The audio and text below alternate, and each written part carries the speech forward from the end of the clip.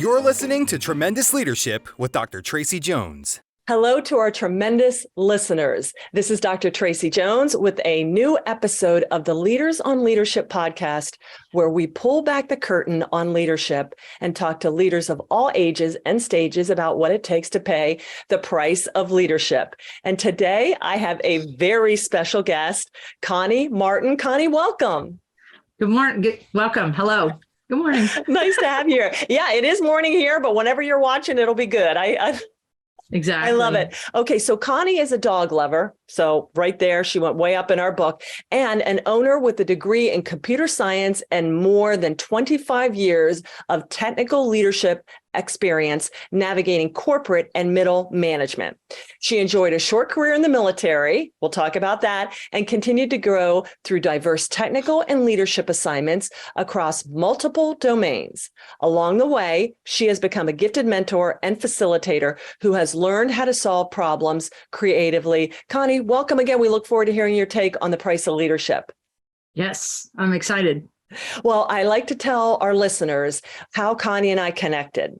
And we connected, 40 years ago, 1983, in the beautiful land of enchantment, New Mexico, at the New Mexico Military Institute, NEMI, where I was a cadet, and so was Connie. And New cadets. All those years ago. And so we're on LinkedIn, and I get this email, and she's like, remember? And I'm like, oh my goodness. So isn't that cool? Worlds colliding. And so we reached out, we had a phone call, got caught up. And I thought, well, I just got to have Connie, because she has had an absolutely brilliant career and is a published author now. We're going to talk about that. So Connie, thank you so much. 40 years later, we get to share how we've transformed with the world. What an adventure, for sure. It is. All right, Connie. Well, first of all, my father in The Price of Leadership, it's a speech he gave for many, many times. And he says that the first price you have to pay in the price of leadership is loneliness. And we've all heard that it's lonely at the top. But can you unpack what loneliness looks like for you as a leader, and maybe give our listeners a word of wisdom or a tool that they can use if they are in a season of loneliness? So the loneliness, I spent a lot of time leading in the middle. Clearly, if you're all the way at the top, very lonely place. But even in the middle as a leader, your team is looking to you. And some of those tough spots are when you change jobs. So it's not necessarily you move from one team where you're not the top dog, but you've gained all the experience, you have the expertise, and then you take over a new team, and now you're the new person.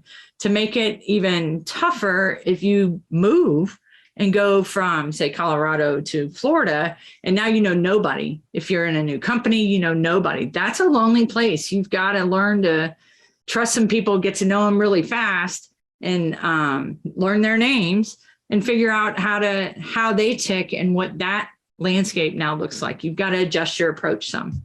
I like that. Yeah. Situational leadership. And that's good for leaders, because a lot of times, especially in the military, you're there for a couple of years and then you're somewhere else. And even in the corporate world, we've changed jobs. So, Exactly. When you start, it's like starting a new school. You're always going to have that time, but understand you will get integrated. Yeah. I mean, it takes some time, and some teams will embrace you very quickly. I talk a lot. I use a lot of icebreakers. So what's your favorite ice cream? Where are you from? We went around the world one time, just where were you born, which was a lot of fun. In a team of 60, we had 2 native Floridians and a team of 65 sitting in Florida. And I happened to be one of them who had just moved from Colorado. That was kind of fun. So the icebreakers can really help with that and getting to know your team.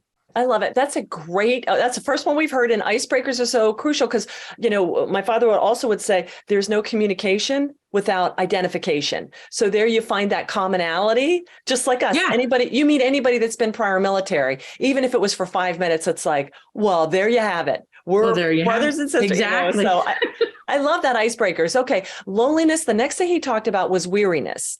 And you've been stressed out in jobs. So have I, being in the military. It's tough.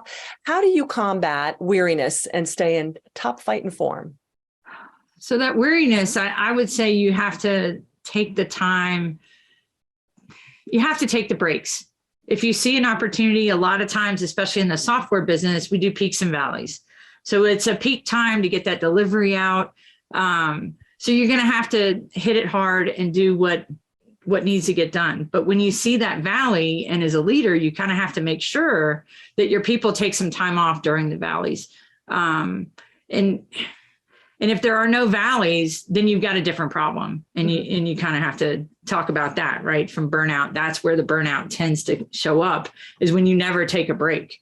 It just keeps going on and on and on. So a setback, you take a step back, reevaluate, and keep going forward. I love that. So that's how I've overcome the weariness, I would say. Well, that's interesting. And especially for the listeners out there, those of you in the field, because I was in tech for just 5 years in Austin, but boy, it would come on strong. You'd be working, 100 hours a week, and then throttle back, layoffs, I'm paying you to stay home. And so you just kind of learn to go with it. Entrepreneurship is like that. Boy, there are times where you're speaking 3 times a day and times where it's 3 times a month. So I really like that, to kind of keep your eye out in the future, push hard, knowing that you're going to get a time of replenishment, but also to watch for burnout. Very, very sage wisdom, Connie. Thank you. Okay. So loneliness. Here and there. What's that? What was that? Did you say? I said a couple of pearls here and there. I love it. I love it. You've grown so much in 40 years, but I already told you that. Okay. So loneliness, weariness. The next topic was abandonment. And as dog lovers, we're not talking about abandoning a pet or fear of abandonment. This is really about pruning out things that no longer are in your life, helping you get to your highest and greatest purpose, be it a board, a volunteerism, people, whatever. You're growing. And so you got to kind of suit up differently. So how do you deal with abandonment? Because you transitioned into a totally different person probably several times. So I would say on the abandonment side, I really focus on some things like feedback. Everybody gets feedback. Everybody gets reviewed, or are they just walking down the hall and somebody tells you something you probably ought to just throw away. So for me, the offenses and the feedback, as a leader, those are the things that I think we have to sometimes abandon and walk away from. Process the emotions, deal with them for today, but don't let it stick. Don't let it stay because those become that chip on your shoulder and those triggers that show up out of nowhere. How did I react that way? Those are the things that I would say probably just need to be put to the side and abandoned. And especially some of that negative feedback, you want to grow, you want to process it and understand it, but then you got to let it go. You don't leave it, because some of those, they can stick for years, decades. That's not good. So I would say process the feedback for a day, maybe 2, let the sting go, and then throw it away. Just like the dog poop, throw it away.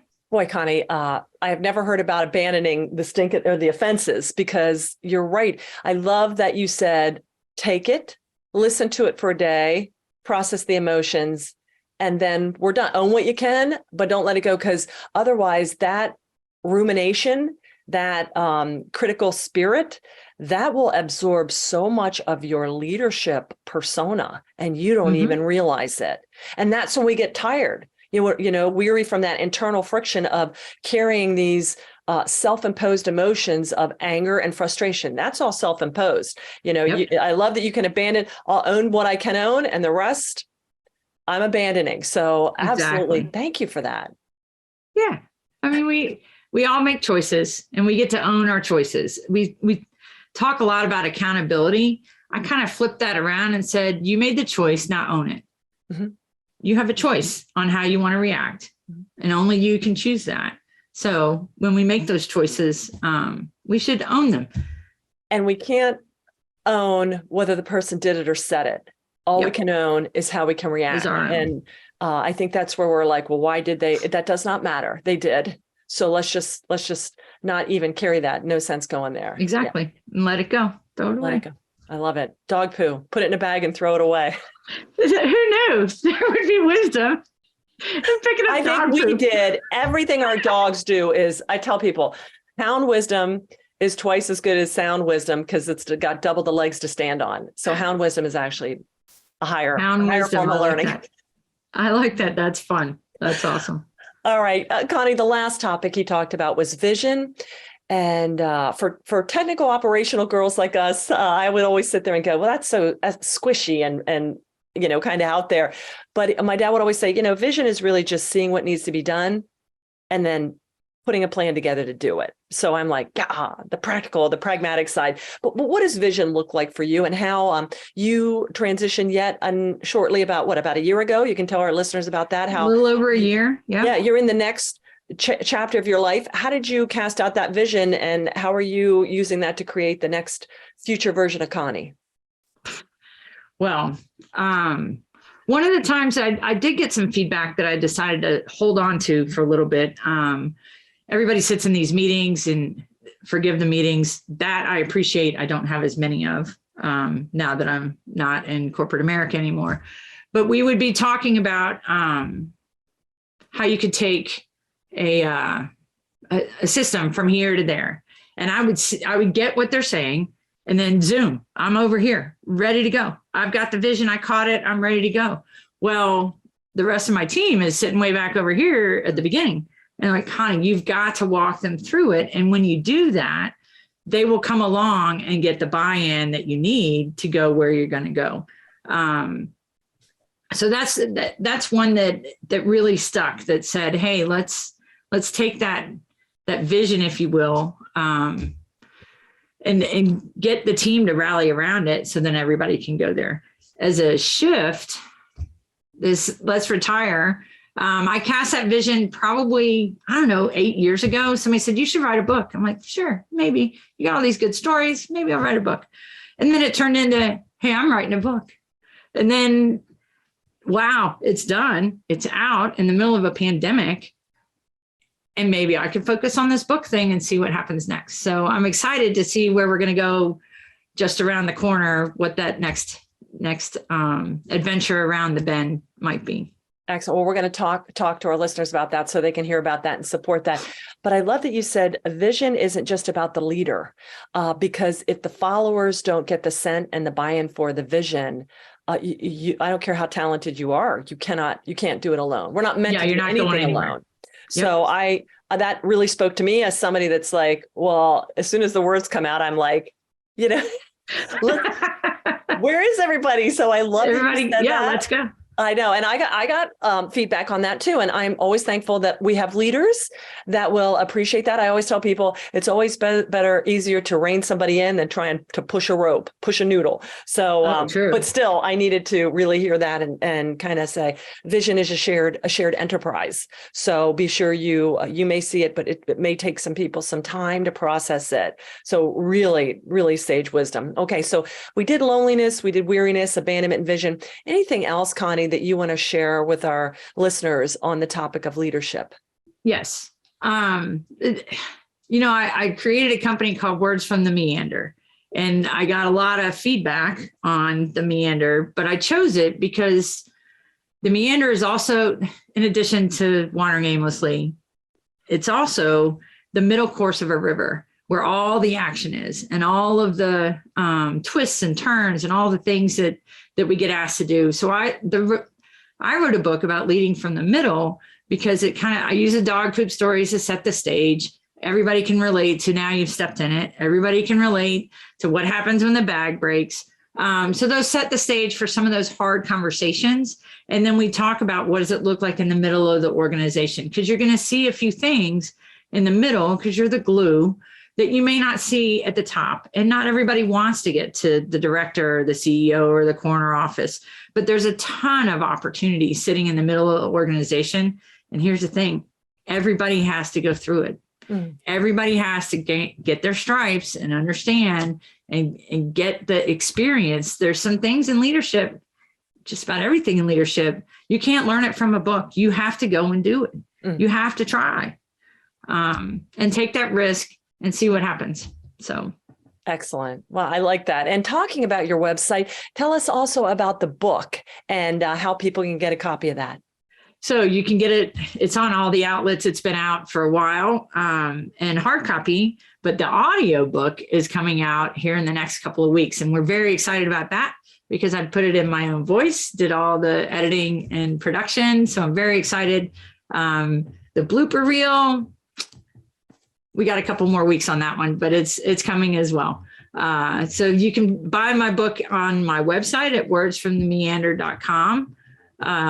And it should be available also on all the other ones. But if you want a signed copy, you got to go to my website and you'll look for some discounts there as well. The art of picking up dog poop, folks. I love it. Leading from the middle. Leading Yes. from the middle. And for our listeners out there, you've heard Connie's background, a technical girl with decades of experience and leading technical teams. So if you want to reach out to her now that she's in a free entrepreneurial role to share her wisdom and all she's learned about it, please reach out to her. Connie, do you coach? Do you go into organizations? Who's your ideal client right now? Right now, the ideal client, I would say, is those younger leaders or those technical folks that now took on a leadership role and are looking to gain some more of those skills. What is that scheduling and all the planning and all the stuff that they really don't focus on when they're just in the technical role? I would love to be able to come in and facilitate meetings and help folks get to their next best opportunities. I would love to come and speak. And you can find me on my website. I love it. Or pick up her book for a book club too. Yeah. What's that? Or pick up your book for a book club too. Sure. That's awesome. I do have a discussion guide out there that could help people grow their own unique leadership style. Mm-hmm. That's the other piece that I'm very passionate about. We can copy what everybody else does, but then it's not authentic. And what we really want is that authentic leadership, because they're going to follow you because they trust you and not necessarily what somebody else did. And for us, otherwise it's exhausting when you pretend to be, when you try and lead like somebody else, or you'll keep drifting. You won't be yourself. So, life has a funny thing about always reorienting back. That freedom and joy only comes from really being yourself. And then you'll start attracting those other followers that really resonate with that leadership style. Indeed. Excellent. Well, Connie, let's not make it another 40 years. Okay. No doubt. We'll be that would be too long. We'll be like the Golden Girls then, right? Thank you so much for having me. What's that? That's not bad to be the Golden Girls. The Golden Girls. There you go. I love it. Well, thank you so much. It just was an honor. Thank you for your wisdom. You really gave us some wonderful pearls to really digest. And to our listeners out there, I know they're going to be really, truly blessed by this. So thank you again, Connie. Thank you. I appreciate you having me. You're welcome. And to our listeners out there, thank you so much for being a part of our tremendous tribe. If you like what you heard, please be sure and hit the subscribe button. And if you leave us the honor of a 5-star review, we would be so thankful for that. And make sure you subscribe, like, share, and get in touch with Connie. Get her book, reach out to her, especially if you're in technical fields and you have leaders new to the field that know how to lead people and not just manage processes and products. Such an important thing. And thank you so much, everyone, for paying the price of leadership and being a part of our tremendous tribe. Have a tremendous rest of your day. Bye-bye. Thank you for listening to Tremendous Leadership with Dr. Tracy Jones. Find out more about Dr. Jones at www.tremendousleadership.com. If you've been ignited by something you heard in this episode, let us know by leaving a review for Tremendous Leadership wherever you listen to podcasts, or by sending us a message through www.tremendousleadership.com.